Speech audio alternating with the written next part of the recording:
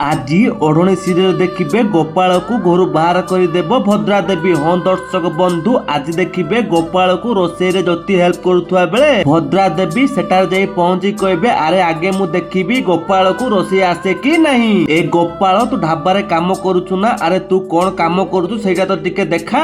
ଏଠାରେ ଯୋଉ ପିଆଜ ରହିଛି 5 ମିନିଟ ଭିତରେ ପିଆଜ ତକ କାଟିକି ଦେଖା। ଭଦ୍ରା ଦେବୀଠୁ ଏହା ଶୁଣିବା ପରେ ଗୋପାଳ ପୁରାପୁରି ଡରିଯିବ। ଏହା ଦେଖି ଭଦ୍ରା ଦେବୀ କହିବେ, ଆରେ ଏମିତି ଛିଡା ହୋଇଛି କଣ, କାଟେ। ଠିକ ଏହି ସମୟରେ ଜୀବନ ସେଠାରେ ଆସି ପହଞ୍ଚିବ। ଜୀବନକୁ ଦେଖି ଭଦ୍ରା ଦେବୀ କହିବେ, ଜୀବନ ତୁ ଠିକ ସମୟରେ ଆସିଛୁ, ଭଲ ହେଲା। ଇଏ ଗୋପାଳ 5 ମିନିଟ ଭିତରେ ସବୁ ଯାକ ପିଆଜ କାଟିକି ଦେଖେଇବ। ସମୟ ଦେଖ। ଗୋପାଳକୁ ପିଆଜ କଟା ଆସୁନଥିବାରୁ ସେ ଛିଡା ହୋଇଥିବ। ଭଦ୍ରା କହିବ, ଗୋପାଳ କଣ ଦେଖୁଛୁ, ତତେ ଆସେ ନା ନାହିଁ, କାଟେ। ଏହା ପରେ ଜ୍ୟୋତି କହିବ, ଆସିବନି କାହିଁକି, ବହୁତ ଭଲ ଭାବରେ ଆସେ। ଆଉ ସେ ଏମିତି ପିଆଜ କାଟନ୍ତି ଯେ ପିଆଜ ବି କାନ୍ଦି ପକାଏ। ଆଉ ଛୁରୀ ଏମିତି ଭୟଙ୍କର ଭାବେ ଧରନ୍ତି ଯେ ଦେଖିବା ଲୋକ ବି ଡରିଯିବେ।